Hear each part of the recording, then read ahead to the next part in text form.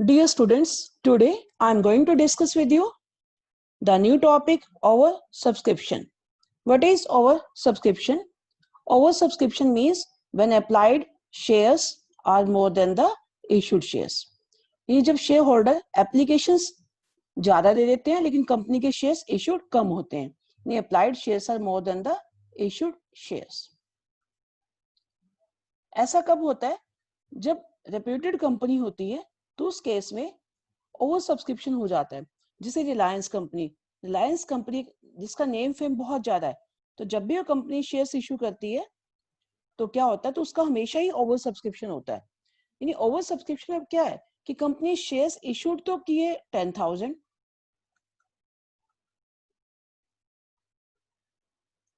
But application कितनी receive होगी है? Application received for 15,000 shares. अब कंपनी बस क्या ऑप्शन है? कंपनी के पास एक ये ऑप्शन है कि कंपनी फर्स्ट 10,000 को फुल शेयर अलॉट कर दे और जो रिमेनिंग 5,000 है उसे रिजेक्ट कर दे. तो कंपनी वाला फुली जो ऑप्शन अडॉप्ट नहीं करती, तो कंपनी क्या करती है, मैनी टाइम्स कंपनी कुछ एक शेयर्स तो हो सकता है कि रिजेक्ट कर दे, कुछ शेयर्स कंपनी क्या करती है प्रोपोर्शनेटली इशू कर देती है पब्लिक को. यानी जिसके पास कुछ ज्यादा शेयर्स है, जैसे किसी ने 300 के लिए अप्लाई किया तो उसको 250 दे दिए, 200 दे दिए, तो this is known as proportionate issue. और इस प्रोपोर्शनेट इशू को बोलते हैं pro rata allotment.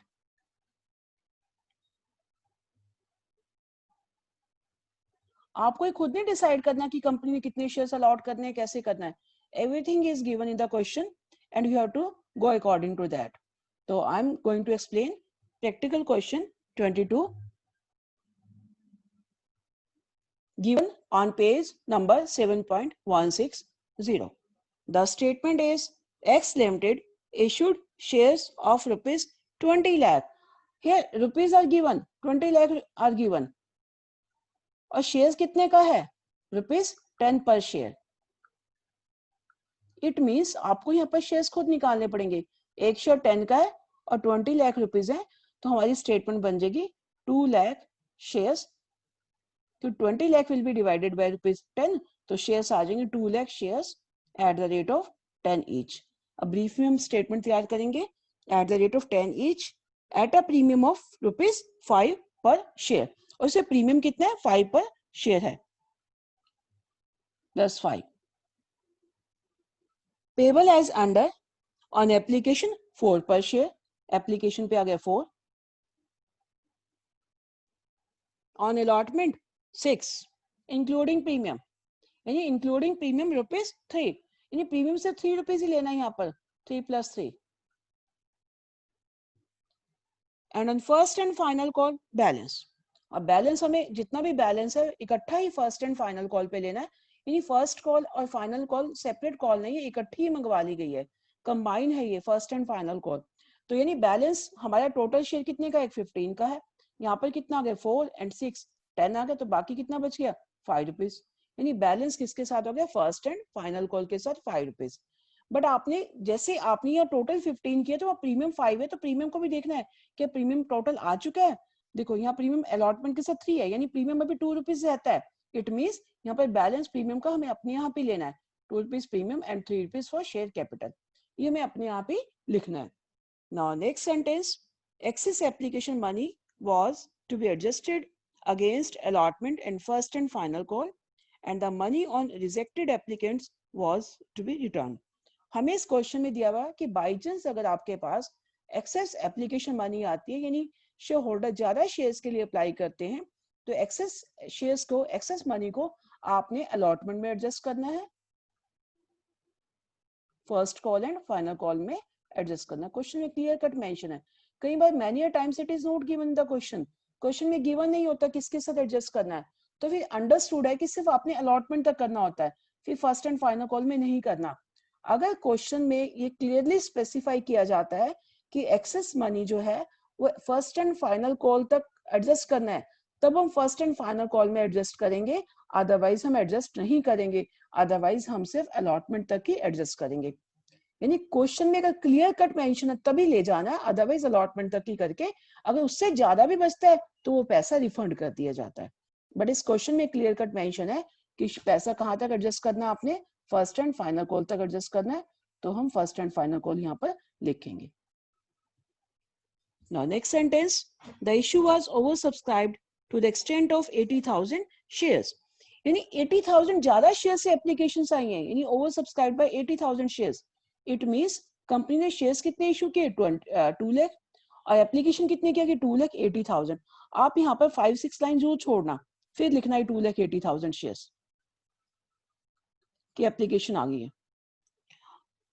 And the allotment was made as follows, उसे कैसे अलॉट करना है वो भी क्वेश्चन में गिवन है, यानी everything is given in the question, बस आपने क्वेश्चन के अकॉर्डिंग ही जनरल एंट्री पास करनी है। Applicants of 1 lakh shares were allotted 30% shares, यानी ब्रीफ में एक छोटी सी टेबल बना लेंगे ऐसे ही। 1 लाख शेयर्स को कितना अलॉट किया 30,000, यानी ये अप्लाइड आ गए। अगर नहीं भी लिखोगे तो आपके पास पता होना चाहिए आपको इसका मतलब ये अलॉटेड आ गए। अप्लाइड 1 लाख को 30,000 अलॉट किए and applicants for 10,000 shares were rejected, और एक लाइन छोड़कर लिखना 10,000 शेयर्स रिजेक्टेड, रिजेक्टेड को लिखना ना नील, कुछ भी नहीं दिया। And the remaining applicants were given full amount, full allotment, यानी रिमेनिंग, अब रिमेनिंग कितने बच गए 1 लाख किया गया, 10,000 दिया गया 110, और एप्लीकेशन कितनी की आएगी 280 की, तो रिमेनिंग बच गया 1,70,000 शेयर्स। तो 1,70,000 को सारे के सारे दे दिए 170। तो इतना लिखने के बाद अपने चेक करना है कि ये टोटल भी 280 तो बना लिया आपने, क्या अलॉटेड भी जितने इशूड शेयर्स है उतने बनते हैं, 170 + 30 कितना का 2 लाख। ठीक है, आपकी कंपनी ने 2 लाख शेयर इशू किए थे तो 2 लाख अलॉटेड आ गए।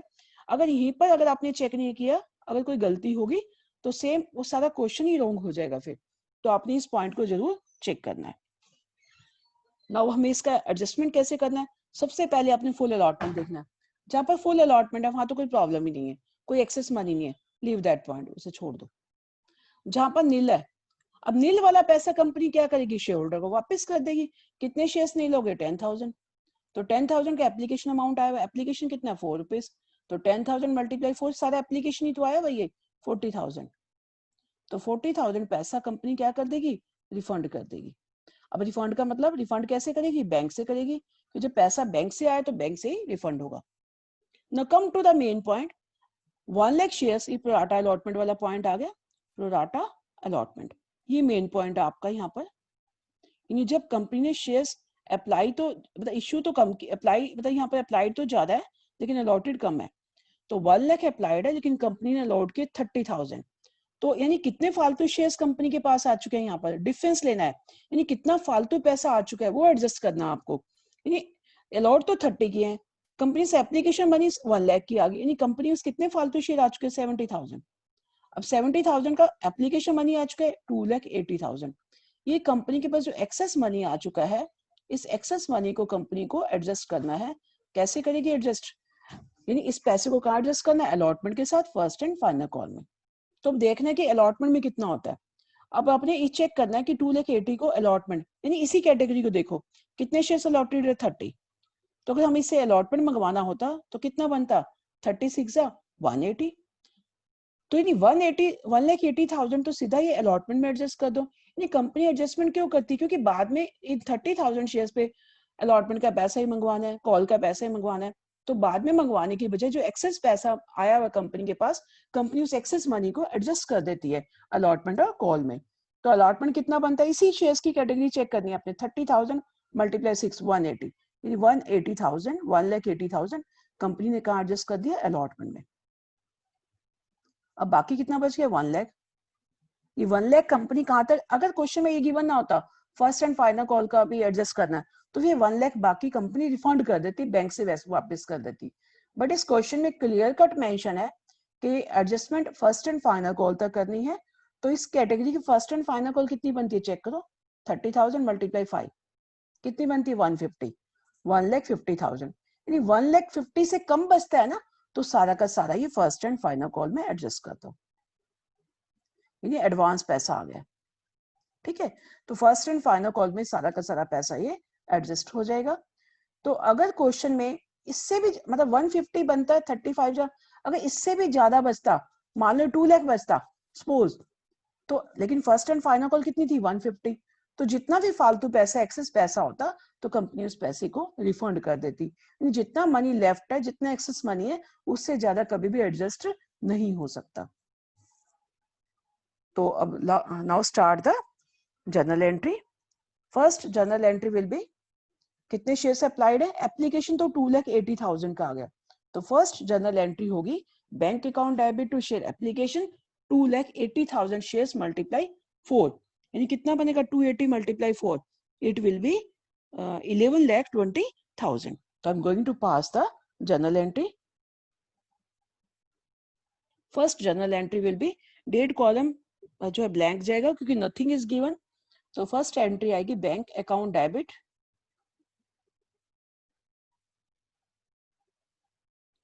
To share application account,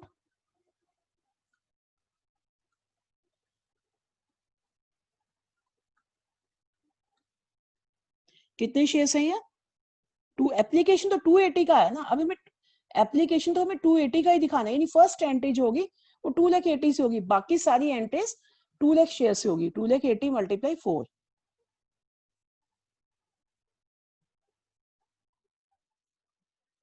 2,80,000 multiply 4, it will be 11,20,000.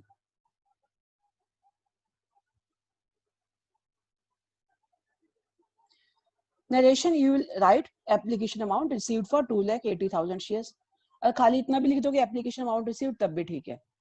अब सेकंड एंट्री मेन है, यानी सेकंड एंट्री मेन, सबसे मेन एंट्री है ये, इसमें शेयर एप्लीकेशन, पैसे किस में एडजस्ट करना है आपने, application account debit to share capital, आपकी ये एंट्री होती थी।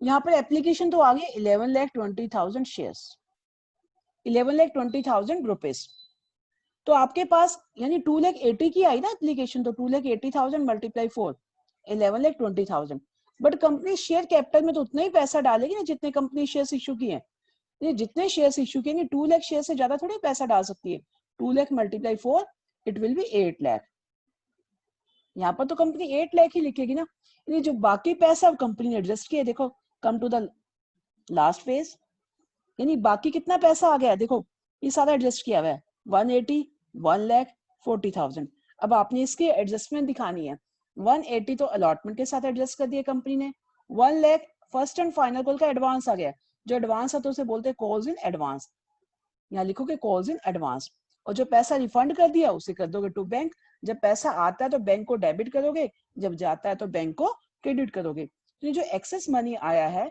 80,000 शेयर्स के लिए 70 और 10, इस पैसे को ही तो हमने एडजस्ट किया, कैसे करना है बस इसी को वहां पर लिख देना है। Now I am going to write to share capital तो हो गया 8 लाख, कहाँ एडजस्ट किया, टू शेयर अलॉटमेंट, अलॉटमेंट में कितना एडजस्ट किया 1,80,000 रुपीज, बाकी अगर टू कॉल्स इन एडवांस, कई बार कुछ क्वेश्चन में ऐसे भी लिखा होगा to first and final call, अब कॉल्स इन एडवांस से दिखाना, आपने कॉल्स इन एडवांस को दिखाना है और कॉल्स इन एरियर को भी शो करना है, आपने इसको मिस नहीं करना,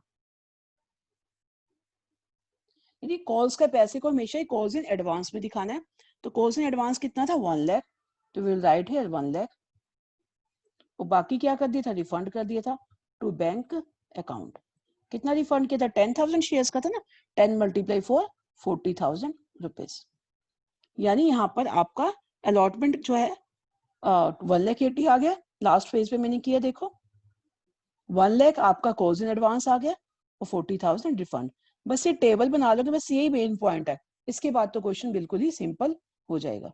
now this is a second entry complete होगी। नाउ थर्ड एंट्री किसकी आएगी, अलॉटमेंट ड्यू की, अलॉटमेंट के साथ यहाँ क्या है, प्रीमियम भी है, तो share allotment account debit to share capital and to security premium reserve. मैं अकाउंट वर्ड नहीं लिखती तो आपने अपने आप ही लिखना है अकाउंट वर्ड आना ही आना है। तो अलॉटमेंट कितना है, अलॉटमेंट है 6 रुपीज, तो हम क्या करेंगे, अब सारी एंट्री 2 लाख रुपीज से होगी, क्योंकि जो 80,000 शेयर्स का पैसा तो हम एडजस्ट कर चुके हैं। क्योंकि फर्स्ट एंट्री, क्योंकि जितना शेयर्स इशूड है उससे ज्यादा कंपनी कभी भी अलॉट नहीं करेगी। बाकी सारी एंट्री 2 लाख से होगी। अलॉटमेंट कितना है, 6 रुपीज। और शेयर कैपिटल में कितना जाएगा, प्रीमियम कितना है, प्रीमियम में जाएगा 3, तो बाकी शेयर कैपिटल में भी कितना आ जाएगा, 3 रुपीज। तो यानी अलॉटमेंट जाएगा 2 lakh multiply 6, it will B 12 lakh. और शेयर कैपिटल में 2 multiply 3, 6 lakh. And security premium reserve 6 lakh. In this way, you will pass the journal entry for allotment amount due on 2 lakh shares. Now, next entry करोगे allotment amount received. तो उसकी entry क्या करोगे, bank account debit to share allotment account.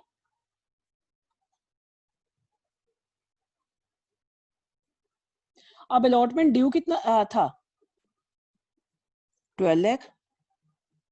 लेकिन आपने allotment का पैसा कुछ एडजस्ट भी किया था, ऑलरेडी रिसीव्ड है, यानी एडजस्टेड कितना हो गया, जो पहले से रिसीव हो चुका है, कितना था वो, फर्स्ट सेकंड एंट्री में लिखा था, कितना था वो अलॉटमेंट का पैसा, 1,80,000। यानी 12 लाख में से 1,80,000 तो हम पहले ही एडजस्ट कर चुके हैं, तो यानी बाकी हमें कितना मिलेगा, 10,20,000 रुपीज। जो अलॉटमेंट का पैसा आपका देखो यहाँ पर एडवांस आ चुका है, आप पहले से लिख चुके हैं कि अलॉटमेंट में एडजस्ट कर दिया। जो जिस पर्सन ने पहले अलॉटमेंट दे चुका है, तो दोबारा उससे थोड़ी ना मंगवाओगे, बैंक की एंट्री में इस अमाउंट को माइनस करके लिखा जाएगा। तो 12 लाख माइनस 1,80,000, तो इट विल बी 10,20,000।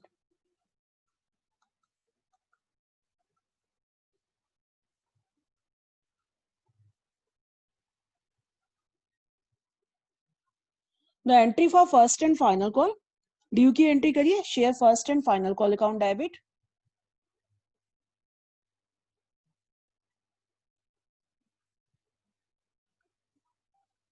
दोनों इकट्ठी तो दोनों ही लिख देंगे, final call debit to share capital. Account word आपको अपने अभी लिखना है। तो फर्स्ट एंड फाइनल कॉल की अमाउंट कितनी है, 2 लाख। अच्छा, इसके साथ प्रीमियम भी है, तो प्रीमियम भी लिख देंगे, to security premium reserve account. तो 2 lakh multiply first and final call कितना था, बैलेंसिंग फिगर 5 था, 2 multiply 5 it will be 10 lakh. और प्रीमियम कितना आया था इसमें से, 2 लाख मल्टीप्लाई 2 प्रीमियम में आ जाएगा, और 2 लाख मल्टीप्लाई 3 शेयर कैपिटल में आ जाएगा। तो शेयर कैपिटल में आ जाएगा 6 लाख, एंड प्रीमियम में आ जाएगा 2 2 जा 4 लाख। तो narration will be allotment first and final call amount due. अब इसकी रिसीव की एंट्री करोगे, तो यहाँ पर फर्स्ट एंड फाइनल कॉल का आपके पास क्वेश्चन में 1 लाख पहले से एडवांस आ चुका है। तो जो एडवांस आ चुका है, जो कॉल्स इन एडवांस को आपने फर्स्ट सेकंड एंट्री में क्रेडिट किया था, अब उसको एडजस्ट करते हुए आप क्या करोगे, कॉल्स इन एडवांस को आप क्या करोगे, डेबिट करोगे। तो अब क्या करोगे, बैंक अकाउंट डेबिट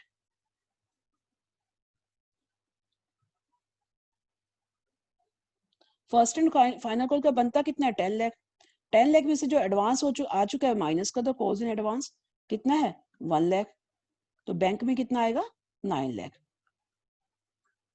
तो एंट्री कर देंगे bank account debit 9 lakh. Calls in advance जब रिसीव हुई थी तो क्रेडिट की थी, अब एडजस्ट करनी है तो डेबिट करेंगे, calls in advance account debit to share first and final call, it will be 10 lakh.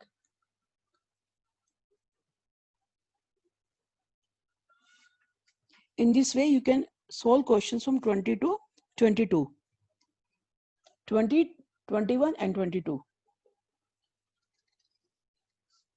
3 questions you have to solve. 24 also you can solve, 23 also.